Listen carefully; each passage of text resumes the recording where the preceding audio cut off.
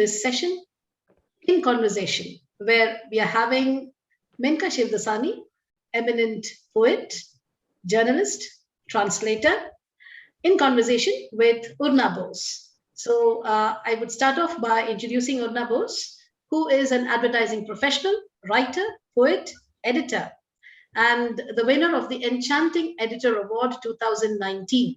Does it mean that you edit enchantingly, or you're enchanting and an editor? You should tell us. From the Telangana Poetry Forum and the Women Empowered Scintillating Creative Impactful Feminine Power Inspiration Award in the year 2020. And she's worked with some very big firms like R.K. Swamy, BBDO, McCann Erickson, Love Lintas, and others. And her campaigns have won Indian and Global Creativity Awards. And well, some of them are studied as case studies among advertising professionals. And this is the clinching argument in her favor. She believes that poetry and gooey chocolate cake can fix everything. And on that note, I would also like to speak a few words about the person that Urna is going to reveal before us. And she is none other than Menka Shivdasani, a very important figure in Indian English poetry, in fact, in poetry, basically. Somebody who is committed to the cause of keeping the moorings of her language alive. And I don't mean English or Hindi here, I mean Sindhi. And, the kind of work that she's doing towards holding on to this particular language and ensuring that its moorings are not lost is commendable. But apart from that, she's a wonderfully enchanting poet. Maybe you should get the Enchanting Poet Award. Why I say this is because a person who writes something like, the thing to do is feel the texture of the page, still white before the lines form, touch the smoothness of its skin, refined, unlike the bark once peeled away. The trouble is, we do not wear white on the wedding day. My religion calls for blood, redness draped across the eyes, wrapped tight around the skin, but lines form anyway. Alphabets rounded like shoulders or flat as hair upon the arm. The story begins like a wrinkle on the face and does not end when the wrinkles freeze. But that is when the surface turns to white and I hold my pain in its plastic tube and let the fluid fall. That's when the poem writes itself like an epitaph. So when someone writes like this, how can she not be in conversation at Anantha? So welcome, Urna Bose, welcome Menka Shivdasani, and welcome all those who are logging in or will listen to this later on. Now I hand the proceedings over to Urna, please. Hello, everybody. Very good evening. Thank you to Samyukta and to Anantha and of course to Sonia for the lovely introduction. It's such a pleasure and an honor to be here. And I'll jump right in with the introduction, though of course Menka Shivdasani doesn't need any introduction, but I'll still kind of give an introduction. Menka Shivdasani, a Mumbai-based writer, has 4 collections of poetry: Nirvana at 10 rupees, Steth, Safe House, and Frizzle. She's the co-translator of Freedom and Fizzles, an anthology of Sindhi partition poetry, and is the editor of an anthology of women's writing brought out by Sound and Picture Archives for research on women. She has also edited 2 anthologies of contemporary Indian English poetry for the American e-zine, Big Bridge, and her work has been represented in the SYBA English Literature textbook of the University of Mumbai. In 2019, her poetry collection Frizzle received the Rabindranath Tagore Literary Prize recognition for excellent contribution to literature, and she is also the recipient of the Ethos Literary Award 2019 and the inaugural Women Empowered India Eunice D'Souza Award 2020. She is represented in Indian Literature in English and Anthology, which is really a textbook of the University of Mumbai. And her work has been translated into many languages, including Hindi, Marathi, Gujarati, Tamil, Malayalam, Nepalese, and Russian. She has been organizing annual poetry festivals since 2011 for the global movement 100,000 Poets for Change. And she's truly a poet who's always been ahead of her times, because way back in 1986, she played a key role in founding the Poetry Circle in Mumbai. Her work as a journalist includes 18 books co-authored along with Raju Kane, and they were launched by the then Prime Minister Atal Bihari Vajpayee. And she has also edited 2 books of Sindhi poetry by Mohan Gehani, and has edited Mohan Gehani's translation of Sachal Sarma's work, with the bilingual edition due to be published shortly. So that's Menka Shivdasani. And hello and very good evening, Menka ma'am. Thank you, Urna, for that lovely introduction. And with all your achievements, I think I should be interviewing you instead, with all the amazing things that you've done. And I really appreciate you coming here today and talking to us. Thank you. So we'll jump right into the session, and we'll start. Let's start at the very beginning. So tell us today a little bit about some of your earliest influences, you know, the people, places, books, institutions, or the socio-political milieu at large. The little things and the influences that would kind of snowball and make you this magnificent poet, you know. So I was very young when I started writing. I would not call it poetry. It was definitely, it was just verse. And a lot of it was bad verse, I'm sure. But I don't know where these lines came from. There was this old man who was beautiful as a bullfrog, pompous as a pig. I don't know where those lines came from. I was 8. And I never owned any pets. I never did own a dog, but one of my earliest poems was, Terry is my little pup, his hair is black and white.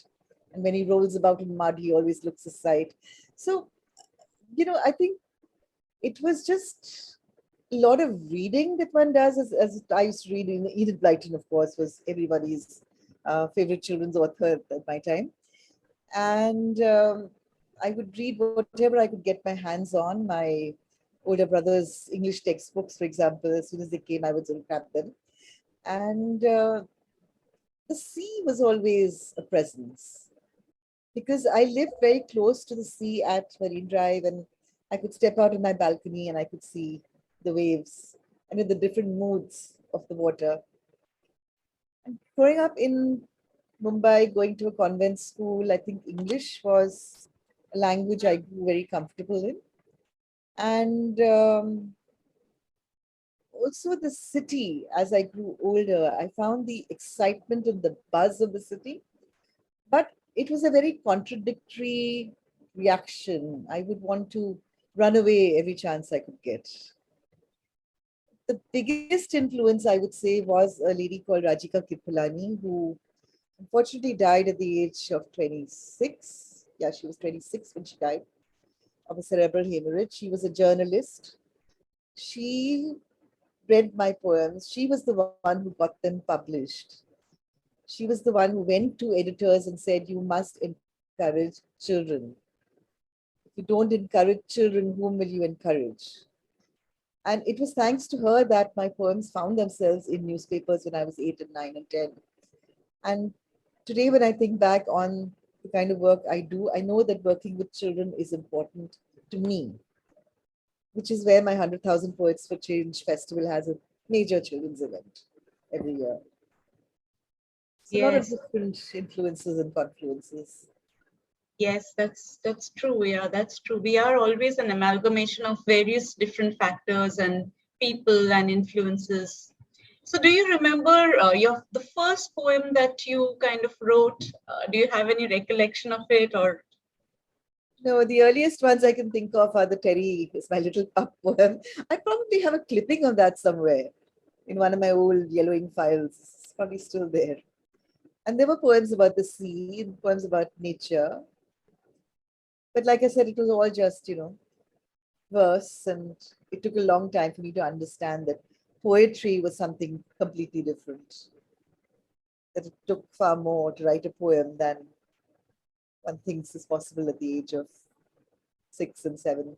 Having said that, I must say that today when I read, we have children writing poems for our festival, and kind of poems that children aged 4 can come up with about the universe and about God and about peace. And I think that's quite remarkable. But no, I do not. To answer your question, I don't recall too many of those poems. The age of 16, I started writing older verse, I mean, more so-called more mature verse, which some of it is still, I still read sometimes. I have them in Frizzle, for example, like Crystal and Hinges. Yeah, right.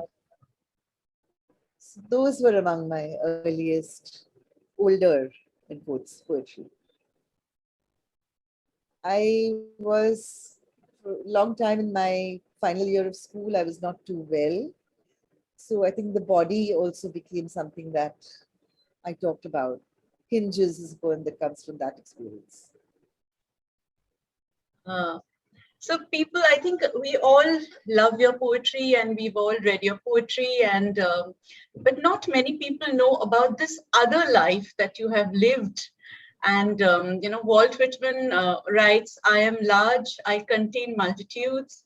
So tell us about this other all-consuming life that you've lived, your 4 decades-long career as a journalist and columnist, including a stint with the South China Morning Post in Hong Kong, columns for Hindu Business Line and The Pioneer, and articles in the Times of India and Reader's Digest, which is like a lot, poetry on one hand and journalism on the other. That's because I was too young to know any better when I decided to be a journalist. Because at the age of 8 or 10, when you're writing poetry and you like working with words, you think that journalism is the career. And I had this example of Rachika Kirplani as a journalist. She used to bring out a newsletter called Hi. So I thought that was the ideal career for me. So I decided at that age that as I grow older, I am going to be a journalist. And this stuck in my head enough for me to actually do a postgraduate course in journalism when I was still in first year BA. Because by then I had some articles published in Free Press, of course, was where we all were born practically as journalists, my generation of journalists. And my first publication was not, my first prose publication was not an article, it was a short story. And I remember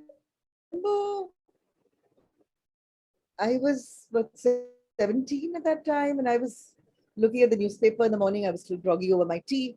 And I said, that's a very familiar name. They had changed it to Menaka, and they had put Miss in front, Miss Menaka Shivdasani. And I said, that's a very similar name to mine. And then suddenly I got, that's mine, that's my story.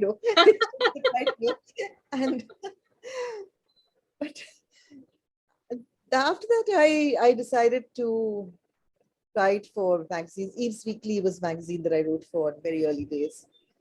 I almost was offered the job of its editor when Kuchin even retired, but then I left for Hong Kong by then, so that didn't happen. But people who have known me as a journalist often don't know the other side, and vice versa. So they've always been surprised. What, you're a poet? What, you're a journalist? It's, and I've kept those two lives separate, and it is only you, Urna, who has got me talking about both of them.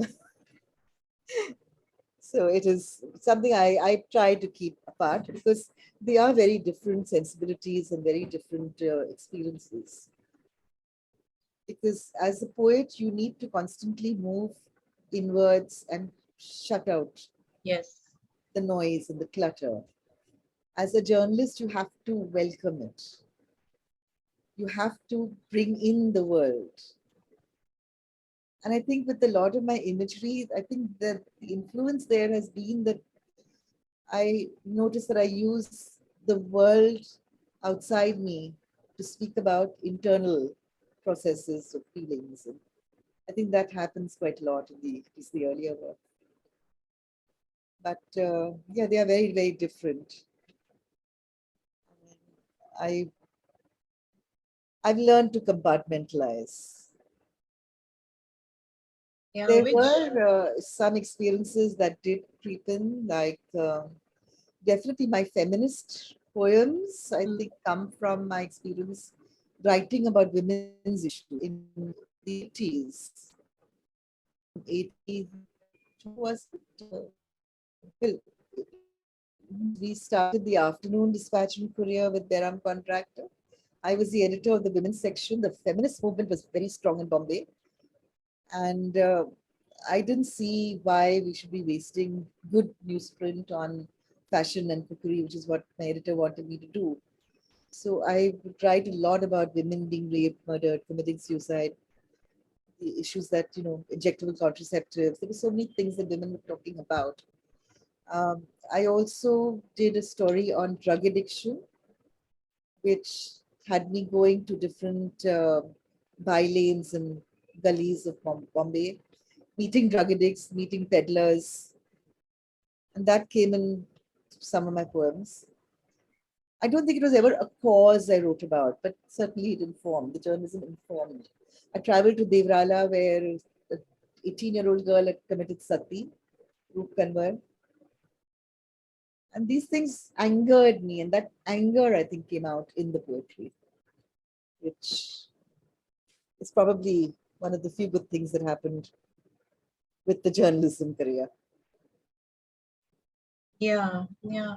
No, I think you've said it very beautifully, because we can never, um, while of course you've compartmentalized these two completely different galaxies in one life, and you've done it so well, but of course it does spill over into, one spills over into the other. And what I'm a little curious to understand is, journalism is a 24/7 job, and so is poetry. And neither of these are, those 9 to 5 streamlined predictable jobs where you can, this is your job list, XYZ is your job list, and you can just, run off. They're not, I mean, neither of these are those kind of spaces. So how did you manage, not only in terms of the mental space, but even in terms of the physical time management, and that also needs a lot of juggling. Yeah, so I have had very, very strong deadline oriented days and years, in fact, because as a newspaper person, you're always battling deadlines. Yes. And I was a newspaper person at heart. And very few people know this outside the people I actually interacted with. But for 15 years, I actually brought out real estate publications for Times of India. Times Property was our publication outsourced to our company. And that involved working till I used to come home at 2 in the morning sometimes. Fortunately for me, as at least in my younger days, it didn't happen later, which is why I was less prolific. But I could write anytime and anywhere. So the poem Diary of a Mad Housewife, which is a prose poem, actually happened at the Business India office. I just picked up a notepad, and I just started writing it. And I don't know where it came from because I wasn't even married at that time. I was single. So I don't know where Diary of a Mad Housewife came from. But I think it is important to learn to compartmentalize and recognize that certain things are going to take certain aspects of you, and you give those when it is required, and then you forget about it. I will not think about real estate once I'm done with editing the issue. I will get on with the poetry that I would rather be doing. But while I'm doing something, I will give it everything I've got as a professional, because that's what you need to do. I'm sure you feel the same way with advertising, don't you, Uma? because it's a completely different mindset. And I Do guess you you want learn to tell us that story about how you've never managed to celebrate any of your birthdays? no, I have celebrated a few, but because my birthday falls at the end of March, and that is, festive season, and if you're in a journalistic space where people bring out special issues and magazines, so I definitely remember that there was one birthday where I entered the Times of India just before my birthday, rang it in at midnight at the Times of India, left, came home, went back to the Times on my birthday, and came back, after my birthday passed at 2 in the morning. So at that point, it's okay. What am I doing with my life? But it's all right. You survive, and if you've created even one or two good poems at the end of it, it's been worth it. Yes, yes, of course. I guess Yeah. everything you do gives you something in return. You may not recognize it at that time, but later you realize how it has influenced you, how it has, you know, changed your way of thinking, how it gives you things in unexpected ways that you may not realize at that time. I'll give you the example of just last month, someone wrote to me completely out of the blue. Someone I never met on Facebook wrote to me asking about the first book that I ever did, which was a book about the Konkan Railway. The Konkan Railway, when the line was commissioned, I wrote the copy history. Raju and I wrote it together. And it's been what, 25 years now? And this guy wrote to me out of the blue and said that someone in England wants a copy of that book, and do I have any copies to give? I had 3 copies maybe. So I gave that person 1 copy, and that lady wrote to me from the UK and said that her husband, she wanted to give it to her husband as a birthday gift. And it struck me that you just never know where your words will reach and when they will reach people and how they will reach people. So whether it is poetry or it is journalistic writing, you just have to give it everything you've got while you're doing it. You just never know the impact and the reach. So maybe I wouldn't have been a journalist if I could do it all over again, but it's okay. One makes, peace with one's choices, I guess.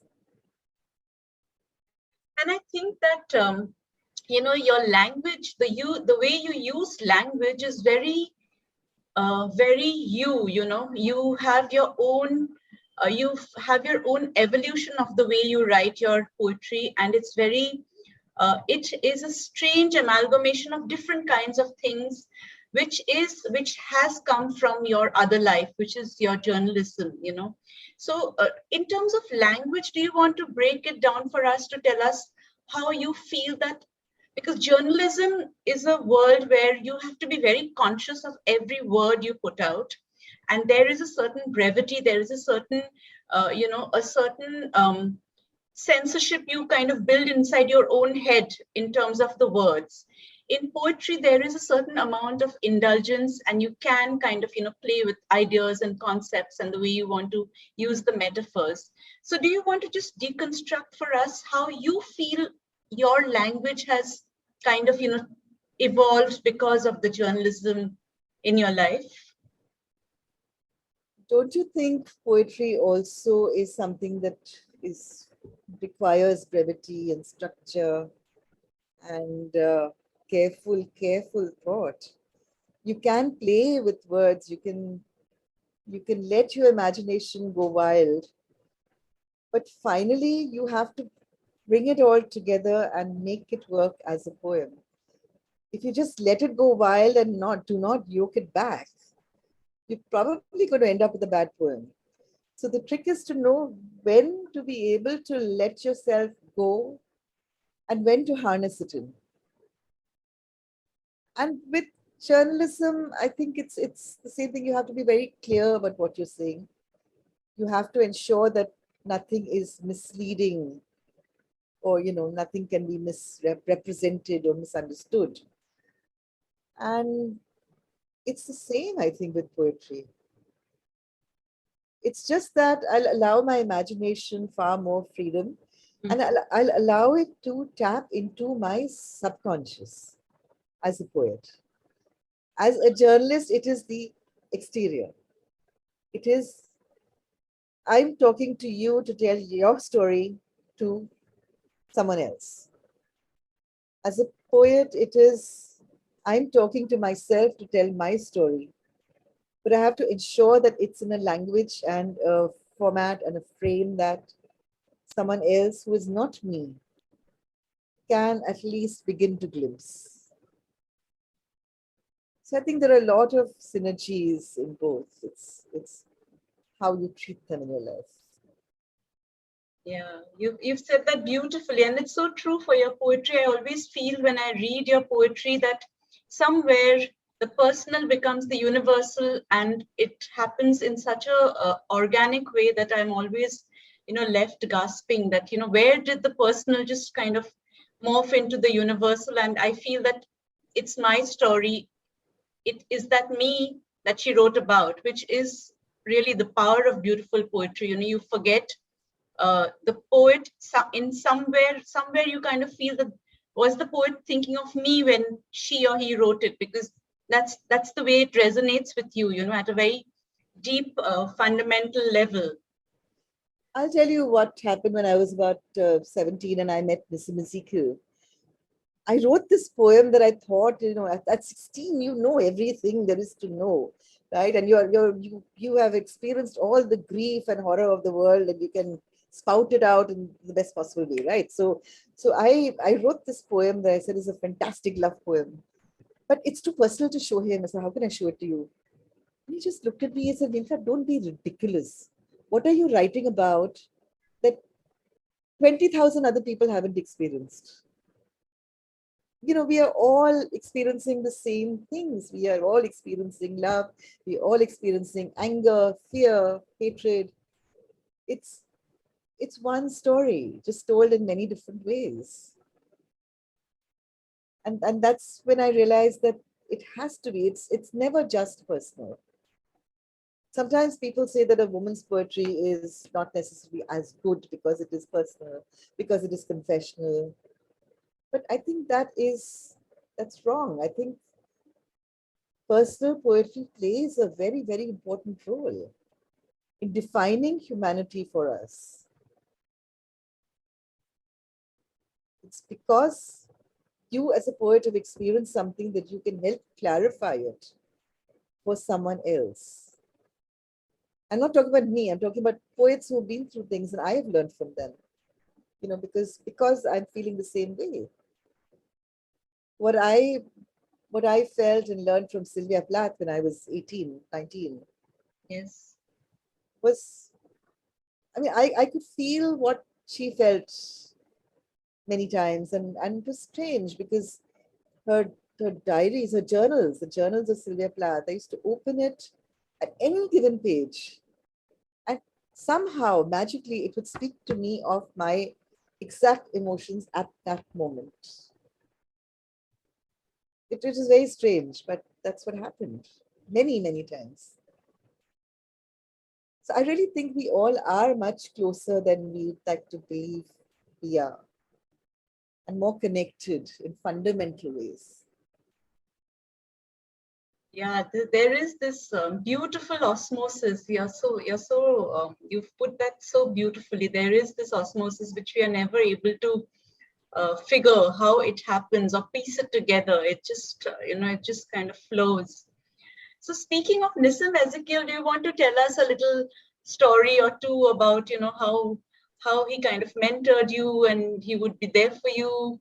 And because everybody would love to hear those little stories and trivia, and it's such great fun to know. I was very fortunate. I really was, because it wasn't just Nissim was, of course, a big factor, but also at the time that I was just beginning to write and read other modern poetry, I was also meeting other poets like Adil Jasawala, Geef Patel, Keki Daruwala, Arvind Krishna Mehrotra, Arun Kolatkar. These were all people who were changing the language, were bringing in new themes, bringing in new ways of looking at life, bringing in new ways of looking at the city, and expressing it also differently. From Nissim specifically, I learned the importance of craft. I have talked about this, but he was the one who taught me to really focus on the very small things. Things that we don't always take care of when we're writing a poem because we think it's not important. That little comma. Should it be a semicolon? Should it be those little things. And once when need to not to be disappointed, he said, you are upset, but it's when you learn this basic grammar, the basic structures, that you can then move on to writing poetry. So once when he wrote, he told me he'd written this series called Nudes, and he said, I can't show it to you because you will be shocked. You're too young, and I am 17. I'm not going to tell him I'm too young. I think I'm very sophisticated and I'm very grown up, and I'm not going to be shocked at a series called Nudes. So, so finally, because I insisted, he showed me those poems, and then, of course, I was shocked because I was 17, for Christ's sake. But I did not show that. I just looked at it. They said, you left out a comma on the third line there. And he burst out laughing and he said, you so and so, you learned my lessons well.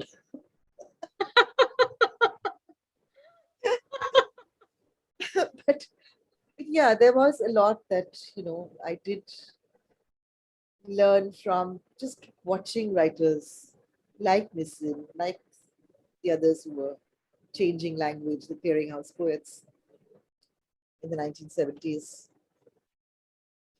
And eventually I realized that it's nice to read other people's work, but you have to find your own voice.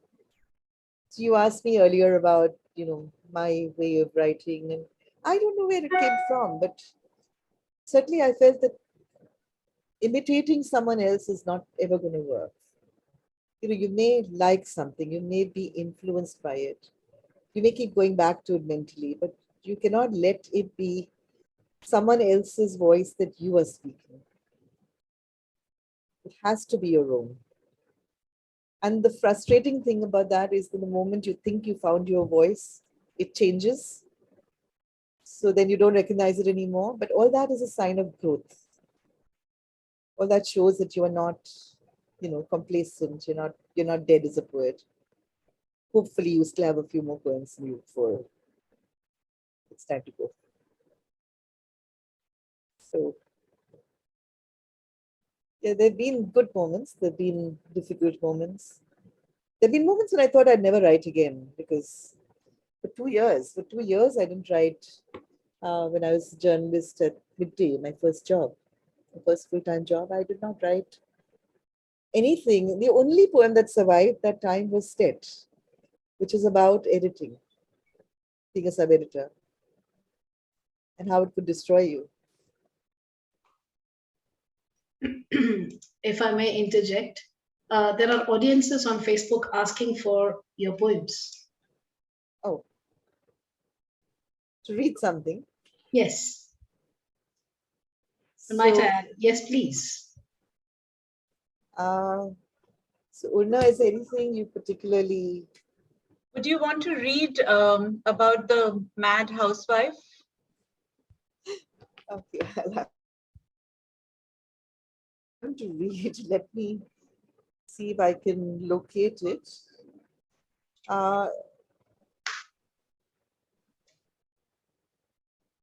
Because it's a prose poem, it is something that, yeah, okay, I found it. It's 40.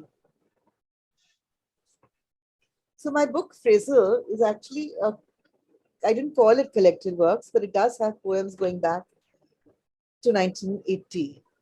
So some of these early poems are here. And Diary of a Mad Housewife would have been written sometime in the 1990s, because that's when I worked at Business India, early years. That was also the year Nirvana 10 rupees came out, by the way. So, Diary of a Mad Housewife. Once upon a time, I had a faithful companion who followed me around like a god. Oops, I'm seeing things upside down and inside out again. What I mean is, this companion followed me around like a dog, woofing and barking its way into every waking moment, and sometimes in my dreams as well, fitful and fleeful though they were. Though sometimes, of course, they were gleeful too, like when I'd bitten somebody's nose off or sunk my teeth into a hand.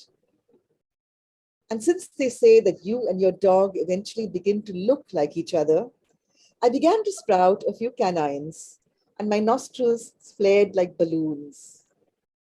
Sometimes I kept my companion on a leash. Other times it shot off down the street with me panting behind as I almost lost my arm. Did it ever stop? Oh, yes, but only when it was hungry and wanted to devour me whole. One day, feeling threatened, I took my faithful companion to a vet who gazed, confused, at us, lapping and barking inside a single skin, and asked which of the two needed to be put away. It didn't help that my companion and I pointed at each other simultaneously and yowled. So the vet took matters in hand and decided to put me to sleep, or rather, take me to bed and shed his white coat along the way.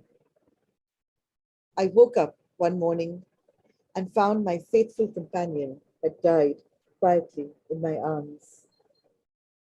There is still an emptiness within me where my friend used to rest its head, and the leash feels strangely slack, except when my new companion tugs at me with the weight of his hand. But of course, my new companion is not quite so faithful to me.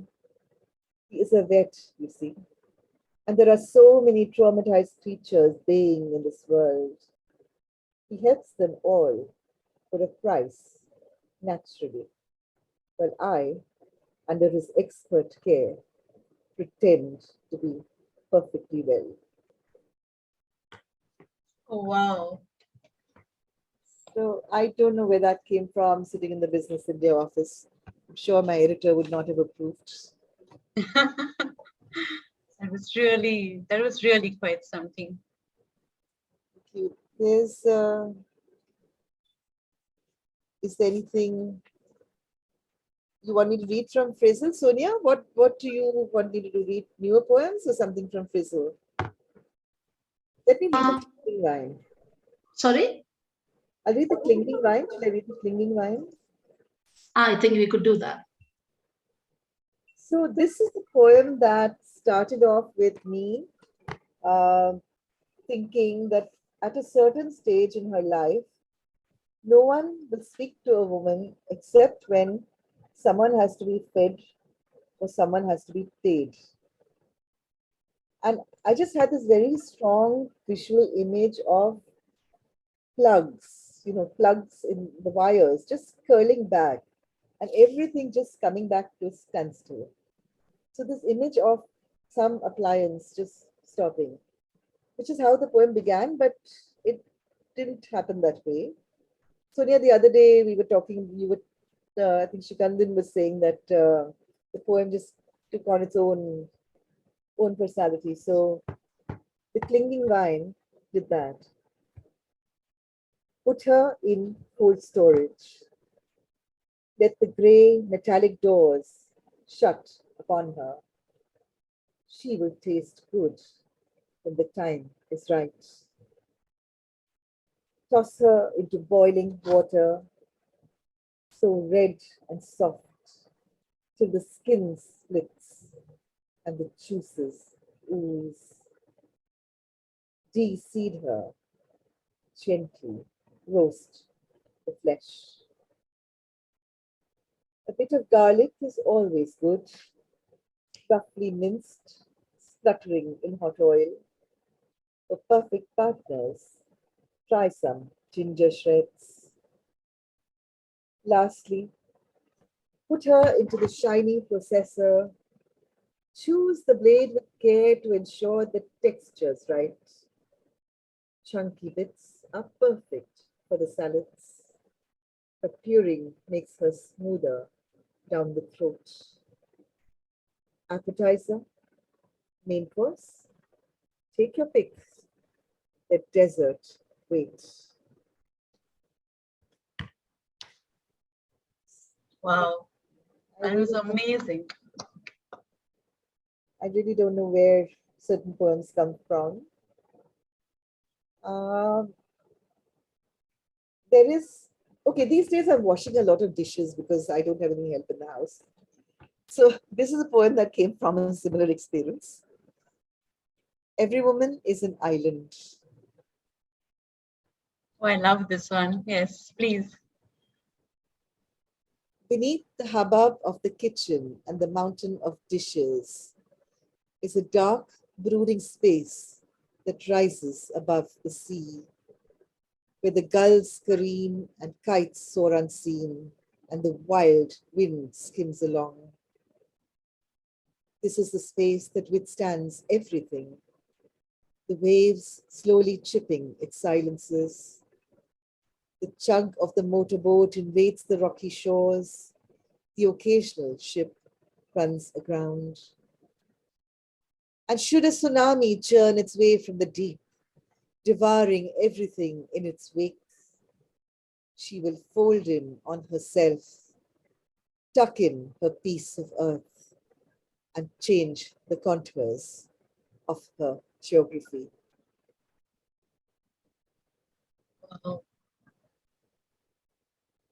speechless.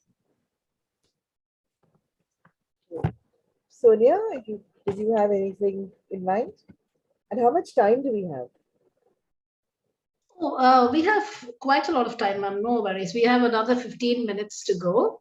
And yeah, you're getting some quite rave reviews on Facebook where they're calling it a lovely and fantastic poem. So I've always associated you with a lot of spirit. Yeah. So, and all of these poems do bring about that wonderful spirit. Is why I read your poem right at the beginning as well. So I would actually, there's something I'm very curious about, which is, how you related to the Bombay Poetry Circle, because it's been a matter of great interest to me, the people and the times. Because yesterday I was talking to Keki sir also about it, and he told me no, I wasn't part of it. I was like way away in Delhi. So yeah, we did keep in touch and so on. So yeah, and you were somebody who was right there. I mean, Bruce King's mentioned you in his book, and as a very very important presence, a catalyst. I think that was the word he used. So could you please tell us something about that? So the Poetry Circle began in 1986. I cannot take credit for founding it because there was a gentleman called Nitin Mukadam who taught me commerce very, very briefly in college. And we became friends. And Nitin came to me one day. By then, he was working with a corporate, and he said, "Look, is there an audience for poetry?" And I said, "I don't think so, but so Nitin said, can we find out?" Now, those days, Nissim Ezekiel used to organize readings at the Penn office, the Theosophy Hall. Mm. And if you were, if it was a good audience, it was 40 people. That was like, the capacity. But there were very few spaces where poets could connect, share their work, for example. I was lucky, I had a mentor, but not all the poets were lucky enough to have that. And when Nitin asked me, is it possible to find an audience? It was a it was a book of poems by Akhil Contractor. That was the catalyst for that. It was two books of poems, actually, Spirit Songs and one more, After Kalinga, I think it was called. And Nitin said, you poets are such vague people. You don't think about structures. So you have a logo, have a, have a letterhead. You send out a press release on a letterhead to a newspaper, they will take it seriously. Those days was pre-computer days, so it was very difficult to do these things. But Nitin put his resources to use.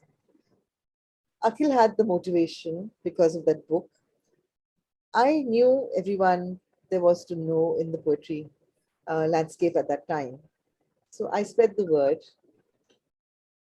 We decided to have a space where young poets could share their feedback and complement this with readings where a senior poet would read to draw the audience, while unknown people like us would, hang on and maybe read a poem or two. So Dom Moraes at that time we just heard he was back in Bombay. He was not doing anything with poetry. He just 17 years of hibernation as a poet. Mm-hmm. So we decided we were going to ask him if he would read for us. And he did. He accepted our invitation and he came. And Kama Hall gave us the space free. Everybody gave us things free because we believed things could happen. They happened. Today now with hindsight and, age, I would say, oh, but where will we get the funds? Where will we get space? And nothing. We just said we're going to do this and we did it. Then Kamla Das, for our first anniversary, we called Kamla Das. And how are we going to get Kamla Das to come? There's no funding to bring her from the south. Where will we put her up? But I'd heard that she had a son at the Times of India. I didn't know his name. I just went to reception. I said, "Oh, Kamla Das madam ka beta na idhar kaam karta hai, mujhe milna hai." And we met him. And he said, "What are you talking about? She's my mother. She will stay with me. I will bring her here." And we had our first anniversary there. I did find a contact sheet. I don't know if you can see this. This is a contact sheet of our event with Nissim Ezekiel. You can't see anything with this. Maybe I'll scan a few, but there's the banner, Poetry Circle banner. Nissim is here somewhere. Yeah, that's Nissim. That's Nissim here. Yes, we can see him. Yeah. We can see the banner anyway. And he's wearing a tie, right? Yes. No. Oh, is that the mic? No, that's a mic. No, Oh, that's a mic. Okay. No. And I have audio recordings. I don't have any photographs or videos, but I have audio recordings of our first event with Dom. And I think I have an audio recording of Salim as well, Salim Piradina. So they are there somewhere with me. I have all those archives. And so I think it is important that you believe that what you are doing will happen and people will support you. People will join you. Sudarshan Loyalka had a book fair happening at some Sundarbai Hall, I think. And he said, I'll give you the space, you have a poetry reading there. Of course, Nissim's pen office was always at our disposal. So that became our center, our hub. Every fortnight, we'd meet there. And we didn't send out emails, right? Because there were no emails to send. So people knew second and fourth Saturday, that's where you come. Artist Center gave us their space. So Artist Center gave us I think every Saturday we would meet there. And no one charged us because they knew we didn't have any money. We were just these mad poets who wanted to do something. And we believed it. And I think it brought together people of different categories, careers, bankers, customs officers. Many of the poets today who are recognized were with us at that time. Foreigners who came, we'd organize workshops with them. So there was a lady called Sharon Diane Gaida. She conducted a workshop. There were lots of things that we did. And I think these organizations will only survive as long as they do if other people are involved. It's not just one person who can make that difference. Everyone puts something in and helps it grow. And that's what happened with us. Definitely. Sonia, you're on mute. Anju Makhija ma'am is asking on Facebook, you have been in the poetry scene for quite a while. Now there are hundreds of poets writing. What is the major change you have seen over the years? Everyone's in too much of a hurry. Everyone wants to put their poems out there and get the likes, and without letting the poetry just sit quietly and mature, and just without befriending the poems. You just want it to be out there, which is a good thing in a way.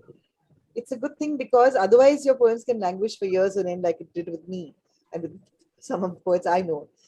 But I think you should allow your words to grow, and you should get comfortable with what you've written. And you should not believe that everything you've written is fantastic, because that cannot be true of the best poets, right? So I think feedback is essential.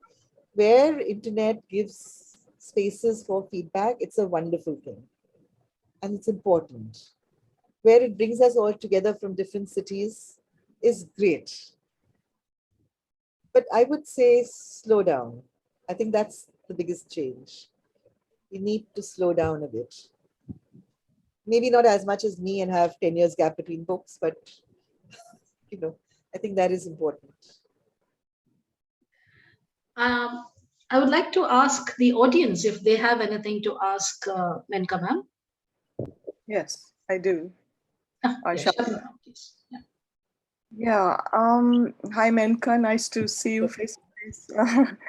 So the pandemic has been sort of a radically disorienting time, most of us, and greatly so for creative people. And it's sort of plunged people into a new matrix of discovery. Yeah. So I want to find out what your experience has been, but before you share that, I do find a heartening sort of paradox happening, because it has toppled financial ecosystems, but it has strengthened artistic ecosystems, as is happening on this forum right now, where I'm talking to you from across the globe in solidarity, forum to share the joys and challenges of poetry and artistic endeavors, and how they reach an audience and where they land. So I'd love to hear your thoughts on this. Thank you. So yeah, like you said, it's been a paradoxical experience. Of course, the horror of the pandemic is something that will take a long time to go away. And for me as a poet, I started looking more outwards as a poet. I wrote a poem about the labor migration. I wrote a poem about the bodies in the Ganga. The kind of thing that I would not do, I would not have done maybe in an earlier time.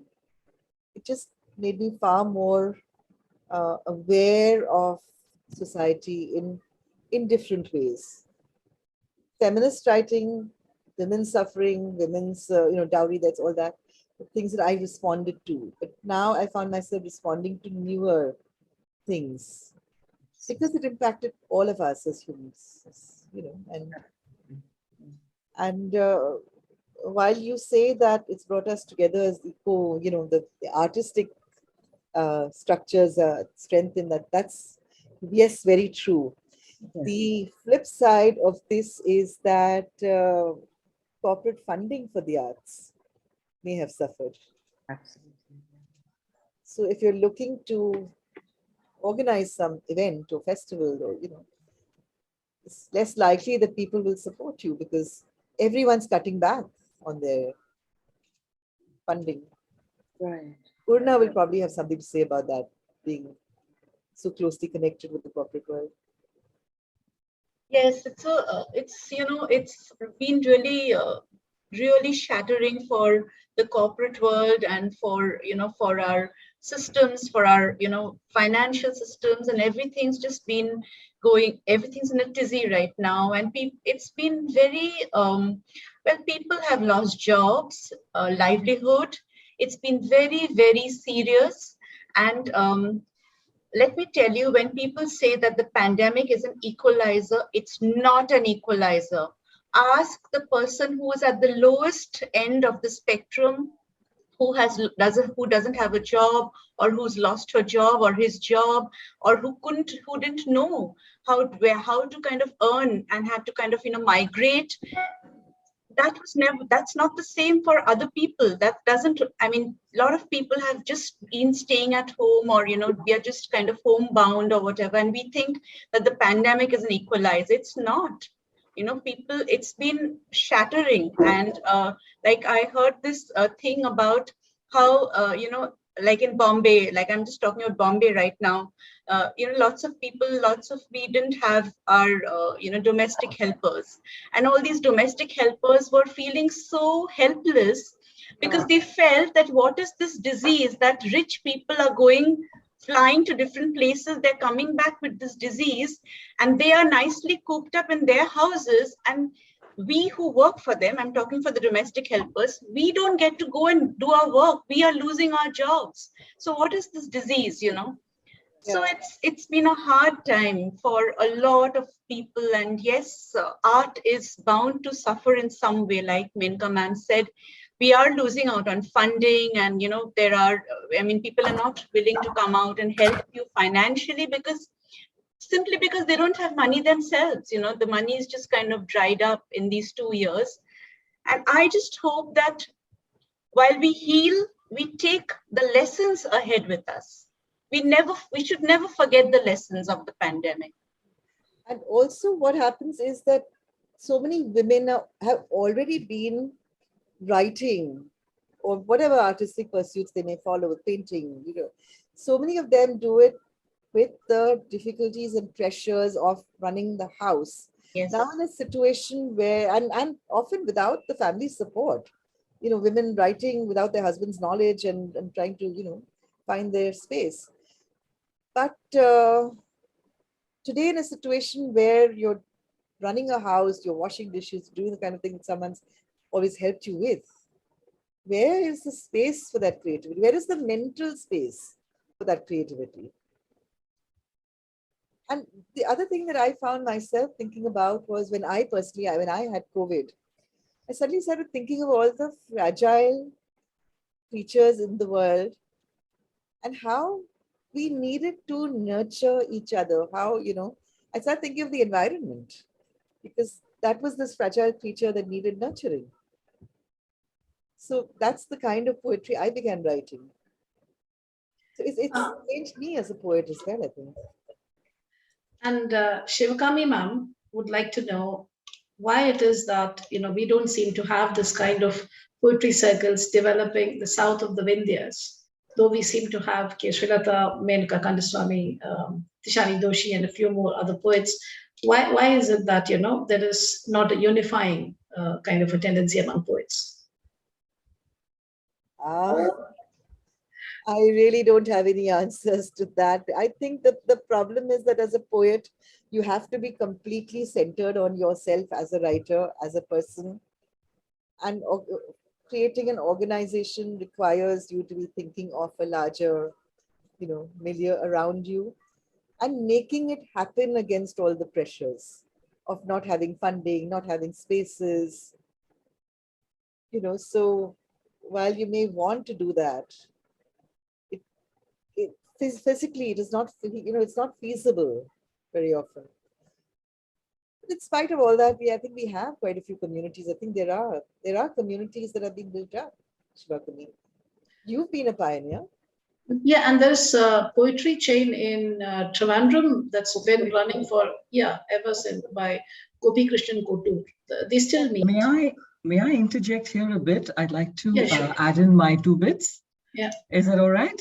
Please do. Okay, thank you. I actually found this question very interesting that Shivakami made. And it immediately took me back many years ago to Bombay, as I like to call the city. There is a certain energy that Bombay has, which no other city in India has. And you'll find that Bombay has the most vibrant theater, atmosphere. And Yeah. theater and poetry are very, very, very, very closely related. So the city itself, the denizens of the city have to have that kind of energy, to coalesce and come together and, form groups and form the kind of atmosphere or societies that poetry, where poetry can flourish and when poets can come together. And Bombay really has it. Calcutta comes a very close second, but Calcutta still doesn't have the kind of gung-ho energy that Bombay has. There's another thing, there's another point I'd like to make here. We are talking about Indian English poetry, but if you look beyond, you look at the kind of energy that other Indian languages have.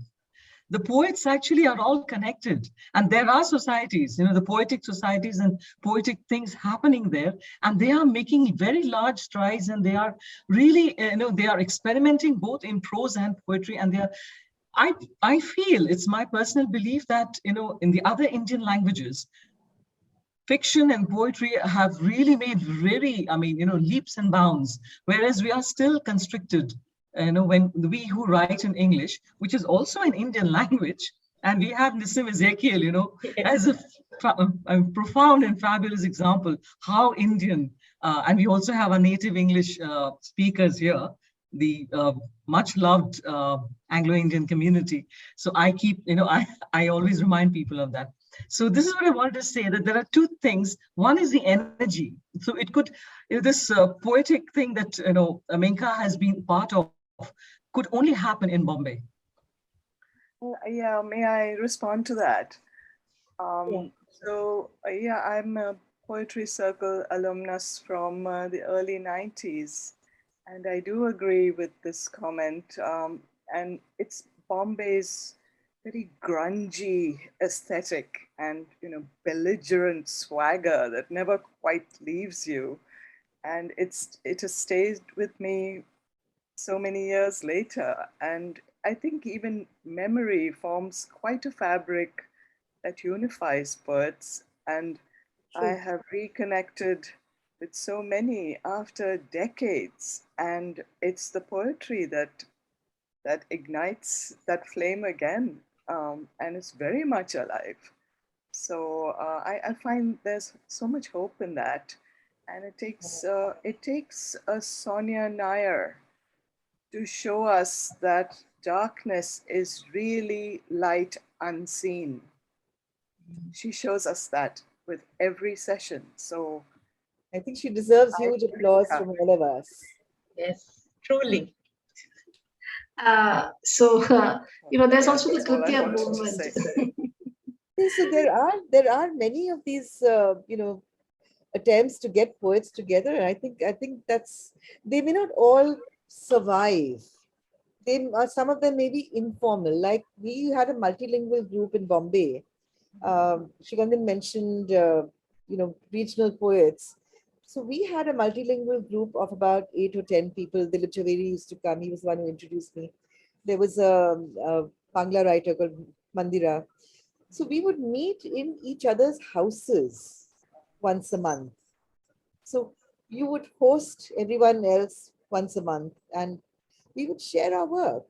And all of us were writing in languages that we didn't know. I mean, I didn't know Bangla, I didn't know Malayalam, but I would listen to them and I would enjoy the flavors of the writing, and that enriched us in different ways. So that lasted, I think, a couple of years. But then I think what happens is also a lot of pressures as we grow older, as we have other demands on our time. We have to then make the effort to ensure that it doesn't slip away, which not everyone does, unfortunately, or can do, or is in a position to do.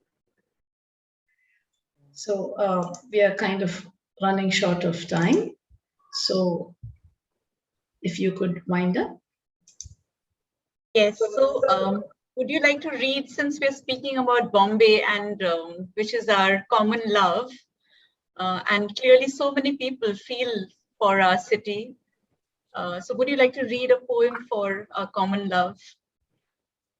Strangely, I don't have that many poems about Bombay. I I like to get away from Bombay.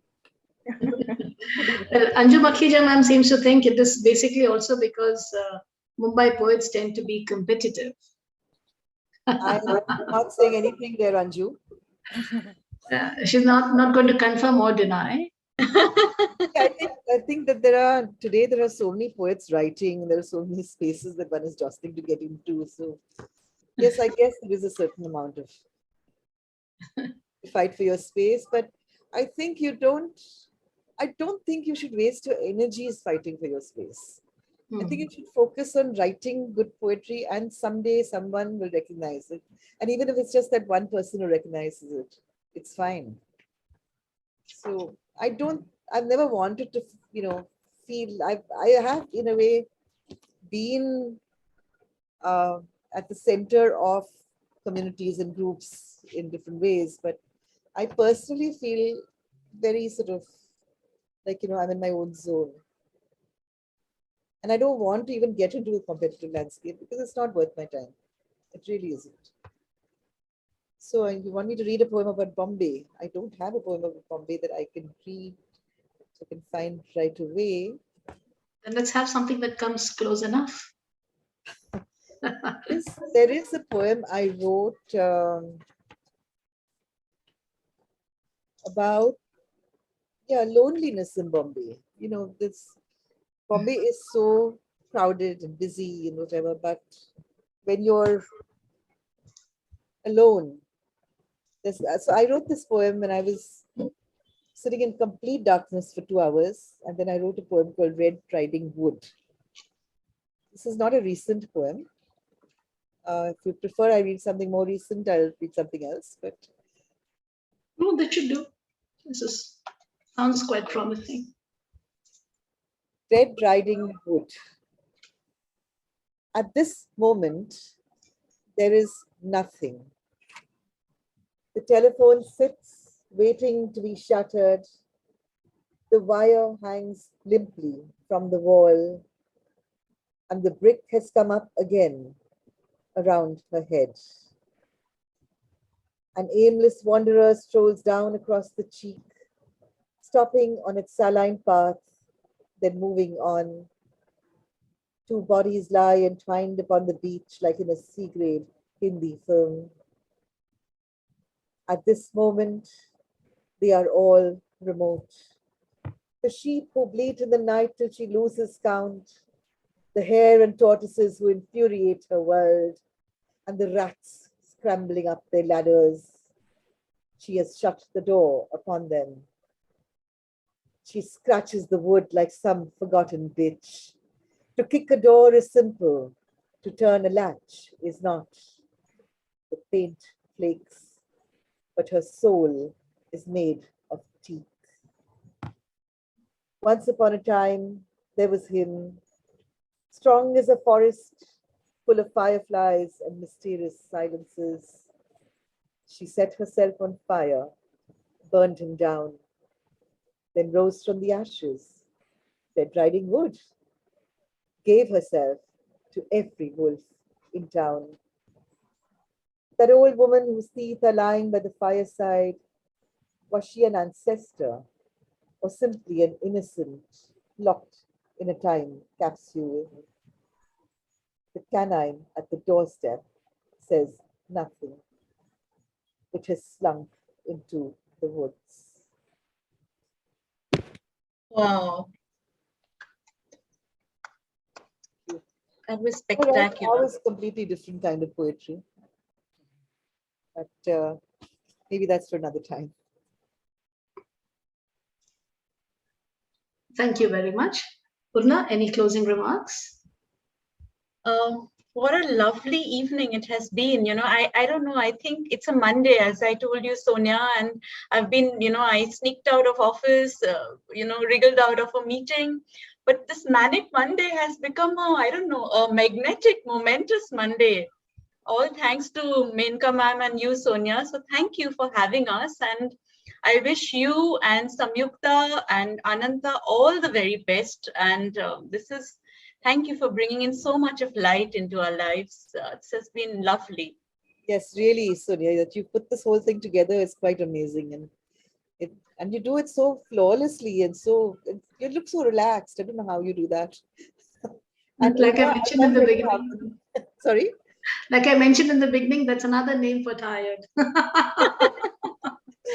Una, I can't tell you how many times I must have sneaked out of office to write poems. How many times sitting in meetings I must have written poems. And how many times sitting in a class in school I would have written poems. My Hindi teacher once caught me writing a poem sitting in the back row. And she read it and she said, "Kam se kam Hindi mein to likho." Hindi ke class mein बैठी hai. So yeah, we all have to sneak out and we all have to write our poetry, but we must write our poetry because that's the important things, right? So thank you so much. Thank you, everybody, particularly Menka ma'am and Urna and everybody who's come here and people who have joined us online and will be watching the session sometime in the future. Thank you for taking time off and spending it with us. Because like, you mentioned the whole thing of poetry circle coming together, those audacious acts of going up to Kamala Das's son, it all reminded me of the story of Samyukta poetry as well. The only reason why people turned up is because we asked, and we dared ask. We thought, what's the big deal? We'll ask. And it was in one of those times of asking that we came across each other last year, and there's this very special bond that is there. So all of you have been extremely friendly and very wonderful, and this conversation that's happened between all of us, actually, all of us, makes for a remarkably memorable evening. Thank you, everybody, for joining in with your comments, with your observations, and for opening your hearts. If anybody would like to say anything, I welcome that. Otherwise, we will close the evening. Anybody? I'd just like to thank everyone for their very insightful questions. I don't think I had the right answers, but thank you for asking them, and I will be thinking more about it. And thank you for being here. Yes, absolutely. And that too on a Monday evening. Morning. Yeah, in Shabnamji's place it is morning. So morning, night, noon, we're all here. Yes. Thank you. Thank you very much. And see you. Bye. Thank Good you. Thank you, Thank you Sonia. so much. More and more power to you and to Samyukta. God willing, we'll meet again. And you must read Urna Bose's interviews on different truths. She's interviewed a lot of very good poets. I will do that. Job. So if poetry interests you, you must read different truths. We'll meet again. Yes, we'll meet again. Bye-bye. Take care. Thank you. Thank Bye-bye. you. Good night.